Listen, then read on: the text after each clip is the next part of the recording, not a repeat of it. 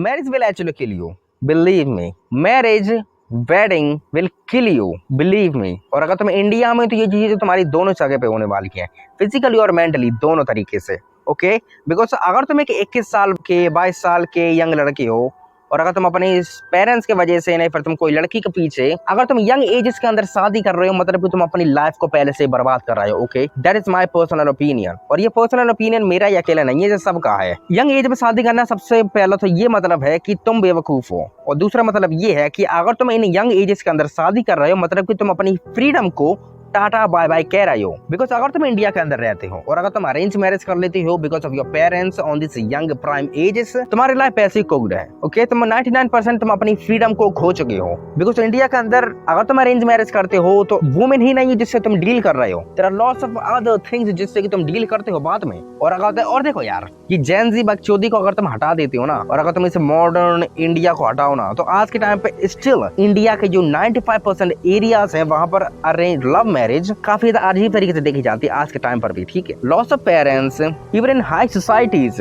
वो लोग इन चीजों को अभी भी अलाउ नहीं करते हैं। ओके, इंडिया के ऐसी कंट्री जहां पर बेंचो कास्ट मैरिज को आज भी काफी ज्यादा एग्जैजरेट करा जाता है। So what the hell we can say, nothing.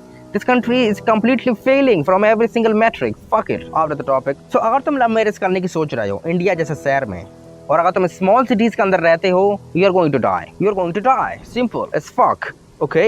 Because जिस सिटी के अंदर मैं रहता हूँ, I live in a semi-urban area. जहाँ पर मैं रहता हूँ वहाँ पर लव मैरिज के अराउंड कुछ ऐसे केसेस जो कि अगर मैं यहाँ पर बोल दूँ ना, तो जरूर पुलिस मेरे इंटरव्यू लेना चालू कर देगी।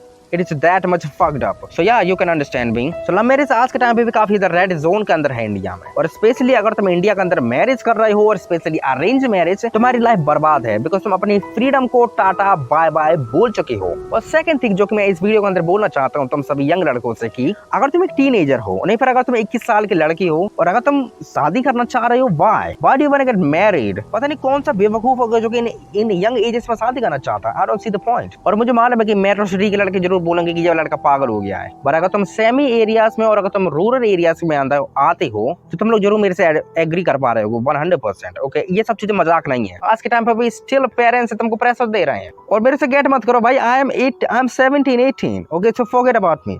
तो ये सब चीजें आज के टाइम पे भी हो रही हैं। और मेरी बात सुनो तुम, अगर हम लोग इन सब चीजों को एक एनिमलिस्टिक पर्सपेक्टिव से देखते हैं, तो आज के टाइम पे स्टिल कोई भी लड़का मैरिड नहीं होना चाहता है। Nobody wants to get, no man wants to get married. Mens के दिमाग में बस यही चीजें होती हैं ऑन देयर प्राइम एजेस, कि मैं बस चीजों को एक्सप्लोर करूं, मैं बस दुनिया को एक्सप्लोर करूं।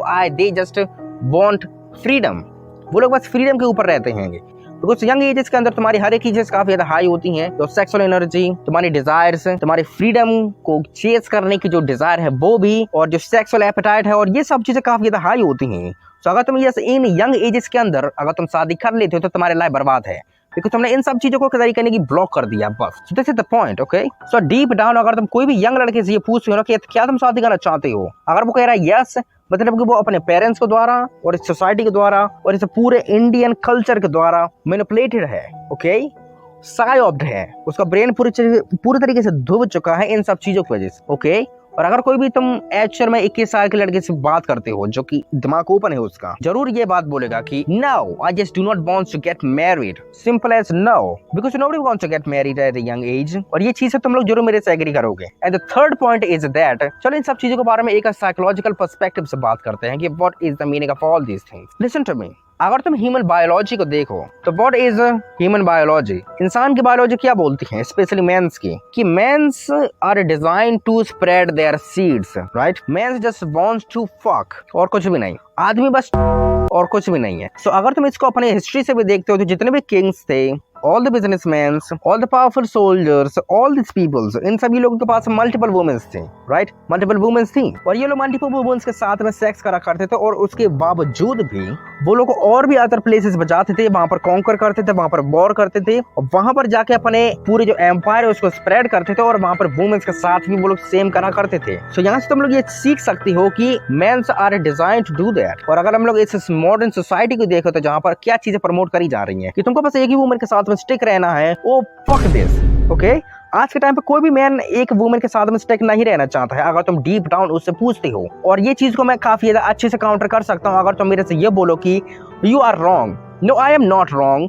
आज के टाइम पे तुम इंडिया की जितने भी जो मिडिल क्लास मैरिजेस होती हैं और जितने भी जो मेंस है जो कि शादी कर रखी है, उनसे पूछो क्या तुम हैप्पी हो? They are not happy, they are just fucking struggling, they are fucking their brain daily.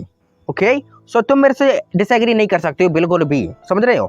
और अगर तुम लोग ये बोलते हो कि यार तुम बहुत ही गलत बोल रहे हो, तुम बिल्कुल भी ठीक बात नहीं कह रहे हो, मेरी बात सुनो तुम लोग कान खोल के। अगर ये सब चीजें बिल्कुल भी ठीक ना होती और अगर मेल बायोलॉजी जिस तरीके से मैं तुमको एक्सप्लेन कर रहा हूँ वो वैसी ना होती, तो आज के टाइम पे जितनी भी जो रेड लाइट एरियाज और जो एस्कॉर्ट्स और जो हॉर्स हैं और ये सब चीजें जो चल रही हैं, जो डार्क अंडरवर्ल्ड नेटवर्किंग, ये सब चीजें चल रही हैं, वो चीजें कभी भी इतनी ज्यादा पावरफुल ना ही हो पाती। समझ रहे मेरी बात तुम? कॉल गर्ल्स और एस्कॉर्ट्स, हॉर्स, जितने भी जो सेक्स सर्विसेज हैं, ये सब चीजें कैसे प्रमोट हो रही हैं? Because of all these things. They know the biology, they are human psychologist, they are powerful peoples who are running all these things. So तुम यहाँ से काफी अच्छे से आइडिया ले सकते हो। These things are not joke anymore. So क्या तुम मेरे से एग्री करोगे कि marriage is completely killing the youth? I know this is bullshit। शादी करना कोई मेन चीज नहीं होती है। शादी करने का सिंपल सा मतलब यही होता है कि तुम शादी तभी करते हो जब तुमको मालूम होता है कि तुम्हारी जो प्राइम ईयर्स है अब जा रही हैं, तुम्हारी प्राइम ईयर्स जा रही हैं, अब तुम काफी डाउन हो रहे हो फिजिकली। तुम्हें अब कोई चाहिए जो कि तुमको सपोर्ट कर सके। पहली चीज, तुम्हें कोई चाहिए जो कि तुम्हारी जनरेशन को आगे बढ़ा सके। Then what man do? Then man starts to fucking fuck womens for childrens. तो यही होता है फिर बाद में, और दिस इज द रियलिटी। और अगर तुम कोई भी मैन से पर्सनली ये चीजें पूछते हो तो वो कहेगा yes this dude is right. So do not fucking underestimate me anymore. So क्या तुम मेरा पॉइंट लिए? I don't know. क्या तुम मेरे से एग्री कर रहे हो? I don't no.